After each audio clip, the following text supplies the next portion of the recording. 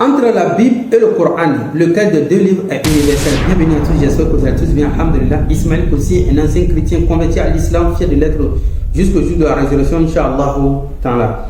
Aujourd'hui, par la grâce d'Allah Subhanahu wa Ta'ala, pour la énième fois, nous allons comparer la Bible et le Coran, voire mettre les deux dans un même sac parallèle par rapport à un mode juridique de l'humanité, Inch'Allah Ta'ala, pour voir si réellement, entre les deux textes, c'est lequel qui doit conduire l'humanité, Inch'Allah Ta'ala. Je rappelle, pour conduire l'humanité, il faut avoir des codes, il faut avoir des restrictions, il faut avoir de la liberté, c'est-à-dire tout ce que tu offres à l'humanité, c'est ce qu'on doit examiner pour voir réellement si toi aussi tu peux conduire l'humanité, Inch'Allah Ta'ala. C'est comme Ismaël aussi tout à l'heure vous dit que c'est moi qui vais conduire l'humanité tout entière, mais j'ai beaucoup de lacunes, donc je ne peux pas. Donc, face à toutes ces lacunes-là, tous je sais pas, ces lacunes, ces incohérences que moi je peux avoir, ce qui ne va pas me valider à être, du coup, même pour valider un candidat aux élections, il faut voir dans sa couche, il faut voir beaucoup de choses pour pouvoir le valider, Inch'Allah Ta'ala. Même pour prendre quelqu'un dans une entreprise, il faut voir s'il a vraiment le diplôme du métier qu'il pense exercer. Du coup, aujourd'hui, nous allons soumettre la Bible et le Coran à rude épreuve, notamment sur le partage de l'héritage. L'héritage, c'est quoi d'abord? L'héritage, c'est un bien ou bien des biens que lègue un mort à sa famille, bien à ses proches et autres. Et c'est bien de façon typiquement, on l'explique ou bien on le conçoit comme un amour propre que ce dernier laisse ou un partage comment dirais-je, de la volonté de ce dernier-là par rapport à ceux avec qui il a vécu, par rapport à ceux qu'il a laissés. En fait, c'est une expression de son amour comment dirais-je, à ceux qui vont le succéder. Ouais, un peu, non? Donc c'est un peu comme ça l'explication du mot héritage qu'on laisse soit à ses enfants ou à autres. Maintenant nous allons voir entre la Bible et le Coran lequel des deux fait bon usage. Alors premièrement nous nous sommes posé la question que quand Jésus est venu dans le Nouveau Testament, a-t-il parlé de l'héritage? Non. Donc déjà sur ce point de vue, la Bible n'est pas un livre universel. Puisque pour être un livre universel, il faut avoir des codes, le mot juridique pour pouvoir juger les humains. Puisque les humains, ils vivent avec, comment dirais-je, avec des mots de fusion, c'est-à-dire, il y a des croyants, il n'y aura pas de croyants et autres, il y a des bons, des malfaiteurs et autres. Donc, du coup, il faut pouvoir avoir des codes, pouvoir, en fait, c'est comme on dit souvent la loi. La loi, elle protège des innocents. La loi n'est pas contre les innocents, non. La loi, elle protège plutôt les innocents. La loi, c'est elle qui réforme une communauté. Du coup, dans une communauté, il doit avoir la loi, que ce soit châtiment, que ce soit, comment dirais-je, récompense et autres. La loi, elle doit exister obligatoirement dans une communauté pour pouvoir protéger les faibles des oppresseurs. Du coup, c'est ainsi que Jésus n'a jamais parlé du partage de l'héritage. Notamment aujourd'hui, dans cette petite intervention, nous allons parler de Nombre 27 à partir du verset 6 au 11. Il est dit, l'Éternel dit à Moïse, les filles de Sélophat ont raison. Tu leur donneras en héritage une possession parmi les frères de leur père. Tu leur donneras en héritage en possession parmi les frères de leur père. Et c'est à elles que tu feras passer l'héritage de leur père. C'est à elles que tu feras passer l'héritage de leur père. Tu parleras aux Israélites en ces termes. Lorsqu'un homme mourra sans laisser de fils, c'est-à-dire s'il n'a pas de fils, vous ferez passer son héritage à sa fille. S'il n'a point de fille, vous donnerez son héritage à ses frères. S'il n'a point de frère, vous donnerez son héritage aux frères de son père. S'il n'a point de frère de son père, vous donnerez son héritage aux plus proches parents dans son clan. Et c'est lui qui le possédera. Ce sera pour les Israélites une prescription et un droit comme l'Éternel l'a ordonné à Moïse. Nombre 27, 6 à partir du verset 11. Tout ce qu'on vient de citer, il s'agit d'un homme qui meurt. Premièrement, s'il n'a pas de fils, on donne son héritage à ses filles. Ça veut dire que c'est les filles qui vont prendre. Ok. Ensuite, on donne à qui? Au frère de son père, ainsi de suite, ainsi de suite. Mais est-ce que vous avez remarqué une seule partie là où il est dit que si un homme meurt, on doit donner une partie de son héritage à son père, à sa mère? Non.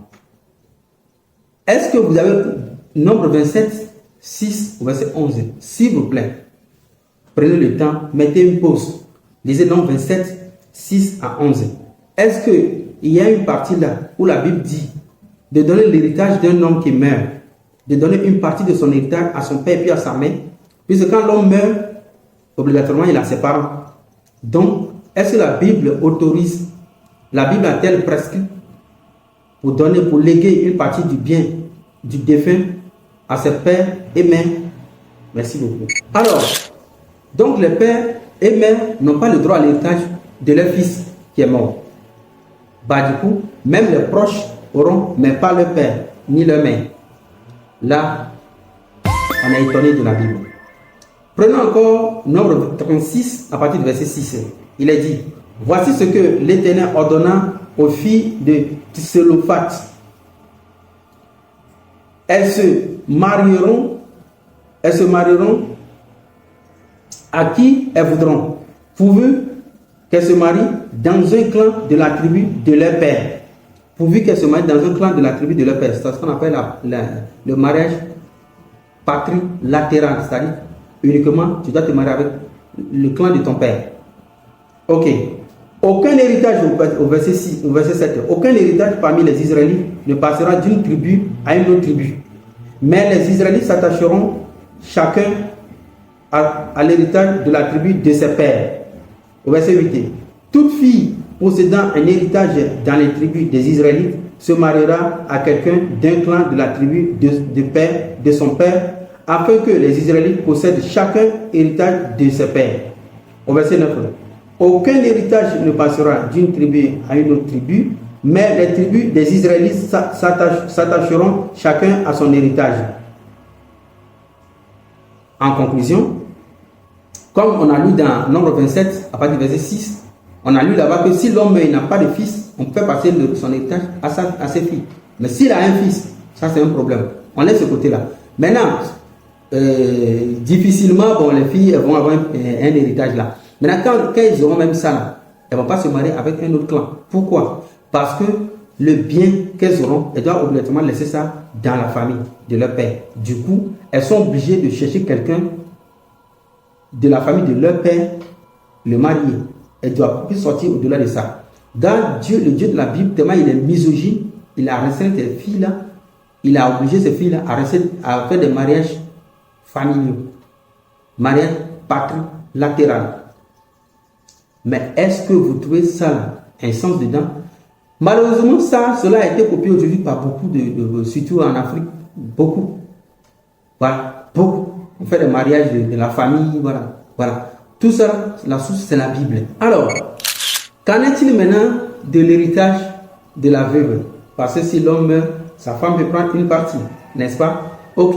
Cette partie que la veuve va prendre là, elle ne va pas aller ailleurs avec. Elle va encore laisser ça encore dans la famille de l'homme là. Deutéronome 25, à partir du verset 5 à 10. Il est dit, lorsque des frères habiteront ensemble, si l'un d'entre eux meurt sans laisser de fils plutôt, la femme du défunt ne se mariera pas au dehors avec un étranger, mais son beau-frère ira vers elle, la prendra pour femme et l'épousera comme beau-frère. Le premier-né qu'elle enfantera portera le nom du frère défunt, afin que ce nom ne soit pas effacé d'Israël. Au verset 7. Si cet homme ne veut pas prendre sa belle-sœur, sa belle-sœur montera à la porte vers les anciens et dira, mon beau-frère refuse de relever en Israël le nom de son frère. Il ne veut pas m'épouser comme beau-frère. Au verset 8. Les anciens de la ville l'appelleront et lui parleront. S'il persiste et dit, je ne veux pas la prendre, c'est-à-dire si tu ne veux pas prendre la femme de ton grand frère, alors sa belle-sœur s'approchera de lui en présence des anciens, le ôtera sa sandale du pied et lui crachera au visage. Elle fera une déclaration en ces termes. Ainsi sera fait à l'homme qui ne veut pas édifier la maison de son frère. Et le nom dont on l'appellera en Israël la maison du dessouché. La maison de quoi? Du déchaussé. C'est-à-dire, même quand la femme va prendre l'héritage de son défunt mari, elle ne va pas quitter la maison avec. Non. Elle va obligatoirement chercher à marier un fils de la famille de l'homme. c'est-à-dire la Bible, la femme, finalement, elle n'a pas droit à l'héritage. Que ce soit les filles, que ce soit la veuve, non. Mais quand on va vous donner une partie, vous devez encore laisser ça là, rester avec nous. Alors, la question que nous nous sommes posée dès le départ est que entre la Bible et le Coran, lequel des deux livres est universel, c'est-à-dire un livre universel doit avoir des codes universels. C'est obligé. Les chrétiens disent non, et ils vont dire non, non, on n'en a pas besoin comme ça. Mais aujourd'hui, si un chrétien il est abusé, mais il va où? Il va à la police. Tu vas à la police parce qu'il y a une loi là-bas qui protège des innocents. Aujourd'hui, si un chrétien, on lui arrache sa maison, ou sa voiture, où il va à la police. La police, elle a rédigé des lois et les chrétiens, ils aiment ces lois-là.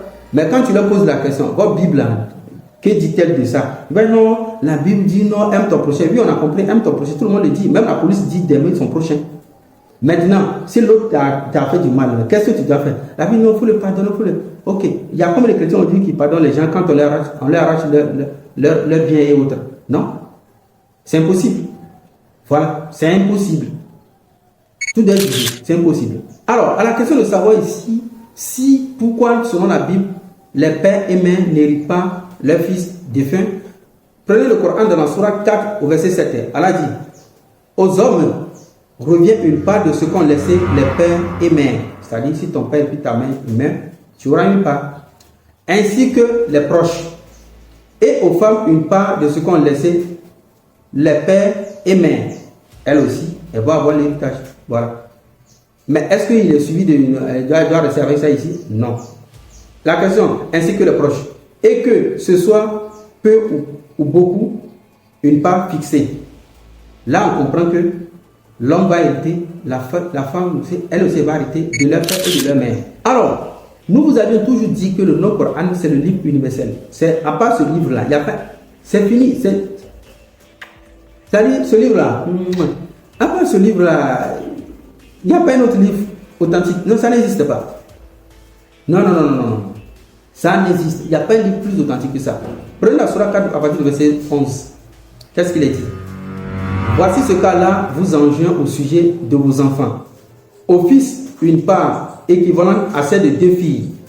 On va revenir dessus. Au fils, une part équivalente à celle de 2 filles. On va revenir dessus. Et s'il n'y a que des filles, même plus de 2, à elle alors 2 tiers de ce que le défunt laisse. Dans les filles, on voit l'héritage. Et s'il n'y en a qu'une, à elle alors la moitié. Quant au père et mère du défunt, à chacun d'eux le 6e de ce qu'il laisse. C'est-à-dire, les parents doivent hériter de leur fille, ce qui n'est pas le cas dans la Bible. Ok. S'il a un enfant, si ce défunt a un enfant, s'il n'a pas d'enfant, et que ses pères et mères héritent de lui à sa mère, alors le tiers. Vous voyez un peu, non? Mais s'il a des frères et la mère, alors le 6e. Après exécution du testament qu'il aurait fait au paiement d'une dette, ainsi de suite. C'est-à-dire, quand un défunt, même, avant de partager son héritage, il faut payer ses dettes. C'est ce que la Bible n'en dit pas. C'est-à-dire, le gars il a eu des dettes. Donc, quand vous prenez son héritage, vous devez d'abord chercher à payer ses dettes. Si vous ne payez pas ses dettes, vous ne pouvez pas partager son héritage. Dans le Coran, c'est ce que le Coran prescrit. Là, on a vu dans le Coran, dans Surah 4, à partir du verset 11, on a vu que Allah subhanahu wa ta'ala, il est quoi? Il est imposé à ce qu'on donne une part à son père et à sa mère. Alors, pour être beaucoup plus explicite, prenons la Surah 2, verset 180. Allah subhanahu wa ta'ala dit, on vous a prescrit quand la mort est proche de l'un de vous, et s'il laisse des biens, de faire un testament en règle en faveur de ses pères et mères et de ses plus proches. De faire un testament en règle en faveur de ses pères et mères. Le Coran ici, non. Le Coran ici, ça dit met en avant le père et la mère, ce qui est normal. Mais dans la Bible, non. On peut donner même aux proches, on ne peut pas donner à ses parents. On peut même donner. Cherchez-moi le verset qui dit de donner l'héritage à ses parents. Ça n'existe pas. Quand on parle comme ça, les chrétiens, non, vous n'aimez pas la Bible. On aime la Bible. Mais elle ne nous aime pas. Voilà. Alors, cette vidéo, elle est faite en faveur de nos mères qui nous ont portés dans le ventre. C'est-à-dire, la Bible ne respecte pas la femme ni les filles. Parce que quoi? Les Juifs n'aimaient pas les filles. Les Arabes aussi n'aimaient pas les filles. Donc, ils ont tout trafiqué. Mais le Coran n'est pas pour les Arabes. Le Coran n'est pas le message d'un Arabe, non. Le Coran, c'est la parole d'Allah subhanahu wa ta'ala, vérifiée sur ses propos. Prenons la sourate 14 à partir du verset 41. Abraham dit: oh non Seigneur, pardonne-moi ainsi qu'à mes pères et mères et aux croyants, le jour de la reddition des comptes. Abraham demande à Dieu de pardonner ses pères et mères et aux croyants. Il n'a pas demandé ici pardon pour ses enfants. Pourquoi? Il dit aux croyants, son enfant qui croira en lui, il n'y a pas de souci. Parce que dans la religion, quand un mécréant meurt, tu ne dois pas demander pardon pour lui. Parce qu'il a passé toute sa vie à nier Dieu. Donc il est parti chez Dieu, il a réglé avec Dieu. Voilà. Mais Abraham demande ici pardon pour ses pères et mères. C'est-à-dire le père et la mère sont vraiment importants pour l'être humain. Prenez n'importe quel chrétien, parlez-moi de la règle envers les pères et mères. Oh non, il faut aimer ton papa, il faut aimer ta maman, comme ça. Mais dans la Bible, Jésus passe tout son temps à chasser sa maman devant les gens. Il passe tout son temps à chasser sa maman devant les gens. Pourquoi? Il ne le faisait pas. C'est les Lucs là qui ont menti sur lui. Les Lucs sont des Juifs. Parce que Luc et avec Paul, c'est eux qui ont menti sur Jésus comme ça. D'autre côté, il appelle sa maman femme. Tu peux appeler ta maman femme. Après, non, quand il a parlé ça, c'est dans le sang. C'est ça, moi, j'aime pas, c'est des religieux. Ils sont malhonnêtes. Ils sont malhonnêtes. Voilà. Donc, la Bible n'autorise pas de donner une partie de ses biens à ses pères et mères. Ainsi aussi qu'à la fille aussi. Maintenant, la question, quand vous allez, on a lu dans le Coran, je pense dans la Surah 4 à partir du verset 11, ou à Surah 4, verset 11, où il est dit, la Surah 4, verset 11, où il est dit: voici ce qu'Allah vous enjoint au sujet de vos enfants. Au fils, une part équivalente à celle de 2 filles. Voilà, les gens disent que c'est injuste. Les gens disent que c'est injuste. Que pourquoi le fils va avoir 2 parts d'une fille? Mais c'est normal. C'est ce que la Bible a voulu faire, mais comme ils sont des humains, ils n'ont pas bien fait. C'est-à-dire le fait de donner l'héritage à la fille. Qu'est-ce qu'elle fait? Elle prend cet héritage, elle va dans une autre famille avec ça. Du coup, cette famille perd cet héritage. Mais le fait de donner le même héritage au garçon, le garçon, il préserve cet héritage dans la même famille. Du coup, quand les hommes de la Bible ont réfléchi à ça, ils disent non. La femme, elle ne doit pas partir à l'héritage. Soit si on te donne comme étant une veuve, tu dois encore marier le frère de ton mari défunt. Mais Allah, dans le Coran, il a dit que c'est presque la miséricorde sur lui-même. Tellement il est miséricordieux, il dit ok, les filles, vous allez prendre une partie, vous allez partir avec, il n'y a pas de souci. Mais ce que vous allez prendre, le garçon qui est avec vous, il va prendre 2 fois. Pourquoi? Quand la fille va se marier, le tuteur de l'enfant, du garçon, quand le garçon va se marier plutôt, le tuteur du garçon, qui va faire les dépenses du mariage, la dot, tout. C'est le tuteur. Le tuteur est l'habitude de la famille de son père. Mais quand la fille, elle va se marier, l'autre, elle va partir avec ses biens chez l'autre. Mais quand l'autre, lui, va la doter, ça sera lui, va nous doter avec une petite somme, mais ses biens, elle va partir avec. Si par exemple, elle est partie avec un bien de 1 million, l'autre, lui, fait la dot, ça coûte 100 000. C'est toujours ici la famille qui perd.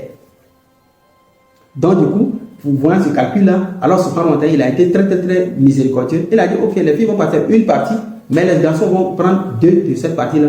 Juste pourquoi? Pour s'occuper de ces garçons-là. La fille de l'autre côté, c'est eux qui vont s'occuper d'elle. Toutefois, elle n'est qu'à partir avec la petite partie-là, Inch'Allah. C'est comme ça, Allah subhanahu wa ta'ala, il règle ce qui est abstrait. Donc, vous avez compris que le Coran et la Bible, c'est le Coran qui est un livre universel. Jésus n'a jamais parlé de tout ça. Maintenant, si vous devez régler tout ça avec vos spéculations, vos efforts intellectuels, mais je pense que tous les chrétiens le monde entier sera en désordre jusqu'au jour de la résurrection, Inch'Allah.